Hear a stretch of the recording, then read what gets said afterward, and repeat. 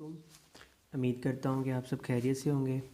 कुछ दिनों से मुझे मेरे कुछ दोस्तों के मैसेज रिसीव हो रहे थे कि आप पोलैंड में जो स्टडी वीज़ा पे जो रिफ्यूज़ल होती है आप उसके बारे में कोई वीडियो बना दें कि हम अपील कैसे कर सकते हैं।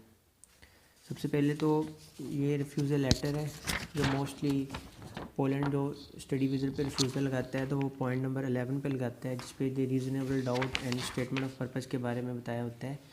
तो सबसे पहले तो मैं आपको बताता जाऊँ कि मेरी स्कॉलरशिप थी नावा पोलिश गवर्नमेंट स्कॉलरशिप, और एम्बेसी ने मेरा वीज़ा रिफ्यूज़ कर दिया था वही पॉइंट नंबर 11 की बेस पे। तो जब मैंने अपील की, अपील का टाइम विद इन 14 डेज़ के अंदर हमने करनी होती है।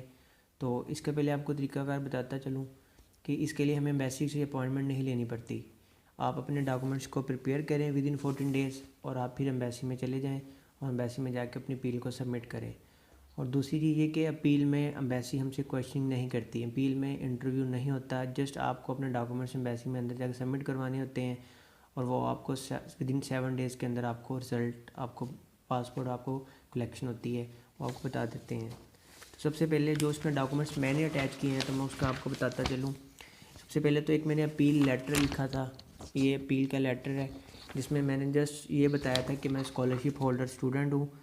एम्बेसी ने इस पॉइंट की बेस पे मेरी रिजेक्शन लगाई है, जो कि वो जो पॉइंट 11 वो रिजेक्शन की बिल है वजह बिला जवाज़ है, क्योंकि मैं स्कॉलरशिप होल्डर हूँ और मैंने एम्बेसी ने मेरी यूनिवर्सिटी ने और नावा जो मेरी स्कॉलरशिप थी उनकी जो एजेंसी है, इन्होंने एम्बेसी को सिलेक्टेड स्टूडेंट की लिस्ट भी सेंड कर दी थी।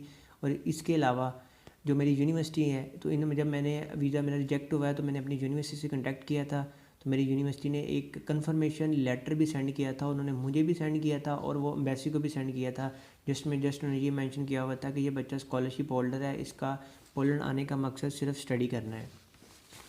अपील लेटर में जस्ट मैंने यही चीज़ें लिखी थी अपने बारे में, अपनी स्कॉलरशिप के बारे में, और जस्ट ये लिखा था कि मैं यूनिवर्सिटी ने आपको जो ईमेल सेंड कर दी हैं वो आप काइंडली वो भी देख लीजिएगा।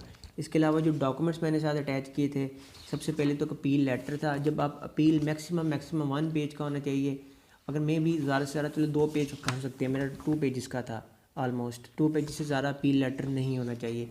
और अपील में हमेशा अपने डॉक्यूमेंट्स को चंद अटैच करेंगे, ज़्यादा डॉक्यूमेंट्स अटैच नहीं ना कीजिएगा, क्योंकि एम्बेसी सिर्फ चंद डॉक्यूमेंट्स को ही चेक करती है। और दूसरा, जब आप अपील लिखें तो आप मस्ट इस पर एक नोटरी रिपब्लिक की या किसी लॉयर की स्टैंप लाजमी लगवा लीजिएगा, क्योंकि ये लगवाना ज़रूरी नहीं है लेकिन मैंने लगवाया था, तो इससे एक किस्म का आपका जो अपील है वो लीगल हो सकती है, कि यानी कि आपके पास राइट्स हैं। उसके बाद मैंने जो डॉक्यूमेंट्स अटैच किए थे, सबसे पहले मैंने रिफ्यूज़ल लेटर अटैच किया था जो मैंने आपको अभी दिखा चुका हूँ। इसके अलावा मैंने एक एफिडेविट अपने फादर की तरफ से अटैच किया था, जिसमें साथ उनके आईडी कार्ड की कॉपी थी, जो मैंने उनके आईडी कार्ड की कॉपी उर्दू में थी जो मैंने इंग्लिश में ट्रांसलेट करवा ली थी। साथ ट्रांसलेट करने का तरीका जस्ट ये है कि आप किसी भी कोर्ट में जाएं, कचहरियों में जाएं, तो वो स्टाम्प फरोश वगैरह बाहर बैठे होते हैं, वो आपके आईडी कार्ड की कॉपी को उर्दू को इंग्लिश में ट्रांसलेट करके ऊपर नोटरी रिपब्लिक की स्टैंप लगा देते हैं। तो सबसे पहले जो एफिडेविट फादर की तरफ से लगाया था, उस पर जस्ट ये मेंशन किया था कि सबसे पहले फादर की डिटेल दी थी कि वो क्या पेशा है, वो क्या करते हैं। उसके बाद उन्हें बताया, ये उन्होंने लिखा था कि ये मेरा बेटा है, ये स्कॉलरशिप पे सिलेक्ट हुआ है और एम्बेसी ने इसका वीज़ा रिफ्यूज़ कर दिया है। इसकी गारंटी मैं देता हूँ कि ये पढ़कर वापस आएगा और ये पोलैंड पे बोझ नहीं बनेगा, वहाँ जाकर जॉब नहीं करेगा। ये स्कॉलरशिप होल्डर स्टूडेंट है, इनको जो गवर्नमेंट है वो हर माह स्टाइपेंड प्रोवाइड करेगी। इसके जो भी इनिशियल या जो भी एक्सपेंस होंगे वो मैं बेयर करूँगा जस्ट। और एंड पे ये भी एक लाइन लाजमी मेंशन कीजिएगा, अगर आपको इसके अलावा किसी किस्म की गारंटी चाहिए तो वो मैं देने को तैयार हूँ। स्पेशली बैंक की गारंटी होती है लेकिन वो एम्बेसी इतने लंबे चक्रों में नहीं पड़ती, और इसको भी आपने नोटरी रिपब्लिक से अटैच करवाना है। इसके अलावा जो बाकी जो तीसरा डॉक्यूमेंट्स मैंने साथ अटैच किया था, वो मैंने अपनी तरफ से एक एफिडेविट अटैच किया था, साथ अपनी आईडी कार्ड की कॉपी अटैच की थी, जिसमें मैंने भी यही मेंशन किया था कि मैं स्कॉलरशिप होल्डर स्टूडेंट हूँ। तो जो नावा की रूल्स एंड रेगुलेशन के मुताबिक मैं अगर किसी भी किस्म की रूल्स एंड रेगुलेशन को ब्रेक करता हूँ तो वो मुझे स्कॉलरशिप मेरी उसी टाइम ख़त्म कर सकते हैं। तो मैं पढ़ के वापस आऊँगा, मैं पोलैंड पे किसी किस्म का बोझ नहीं बनूँगा। तो इस तरह का एक आपने एफिडेविट अपनी तरफ से भी साथ अटैच करना है। थर्ड नंबर पे जो था वो था फादर की बैंक स्टेटमेंट। मेरी बैंक स्टेटमेंट ज़्यादा नहीं थी, वो मैंने 2 लाख ऑलमोस्ट 75,000 के साथ अटैच की थी।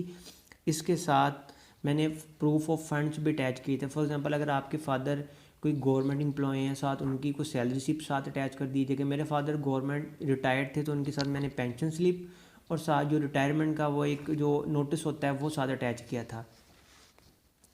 फोर्थ नंबर पे मैंने प्रॉपर्टी के डॉक्यूमेंट्स अटैच किए थे। ये ज़रूरी इसलिए हैं क्योंकि आपने बेसिक किस्म का शो करवाना होता है कि आप पीछे से इतने ज़्यादा स्टेबल हैं, तो आपको वहाँ जाके किसी किस्म की ज़रूरत नहीं है, जॉब नहीं करेंगे, आप पीछे से इतना ज़्यादा स्ट्रॉन्ग है तो आपको इस चीज़ की ज़रूरत नहीं है।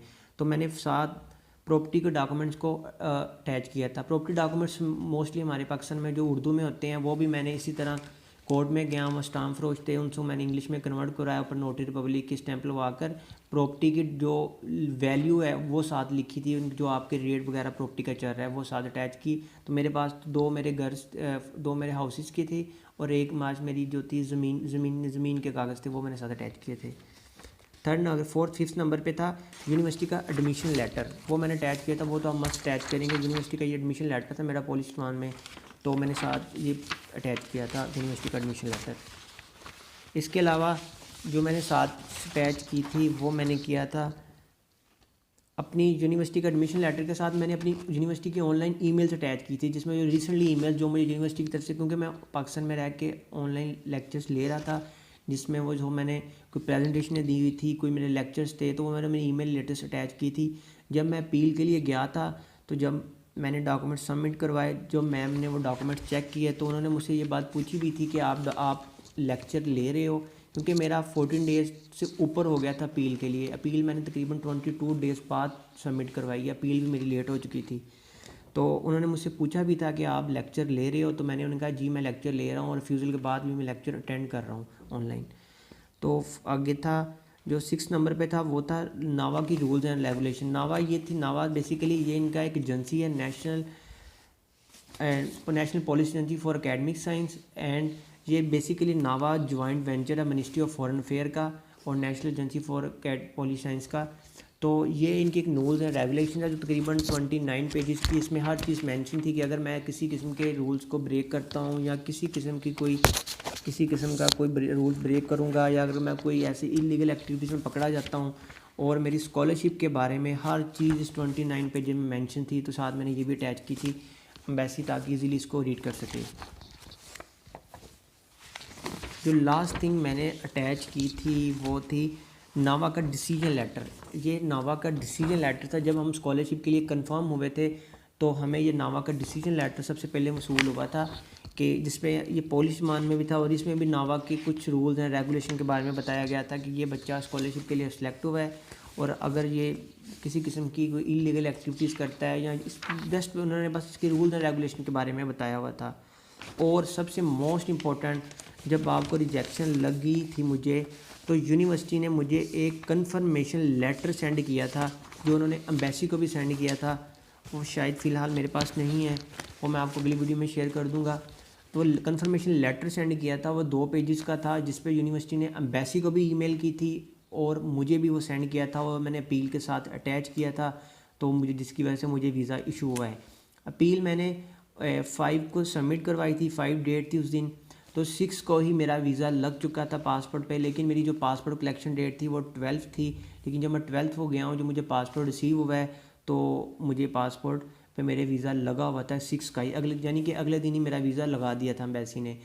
तो अब बात ये है कि जो पोलैंड है वो एक अपील पे वीज़ा ज़रूर एक्सेप्ट होता है, अपील एक्सेप्ट होती है, ये नहीं है कि अपील पे वीज़ा एक्सेप्ट नहीं होता। मेरी तो अपील भी लेट थी, 14 डेज़ के अंदर आपने अपील को सबमिट करवाना होता है, लेकिन जो मेरी अपील थी वो ऑलमोस्ट 22 डेज़ से अबव हो चुके थे, फिर मैंने सबमिट करवाई थी। लेकिन मैंने उधर जाके एक लेटर एप्लीकेशन लिखती थी कि मैंने अपील लेट सबमिट हो रही हुई है, तो मेरे काइंडली इसको आप एक्सेप्ट किया जाए। अगर कोई भी आपको किसी किस्म की कोई इन्फॉर्मेशन चाहिए या कोई डॉक्यूमेंट्स चाहिए तो आप मुझे बता दीजिएगा, तो मैं आपसे शेयर कर दूँगा।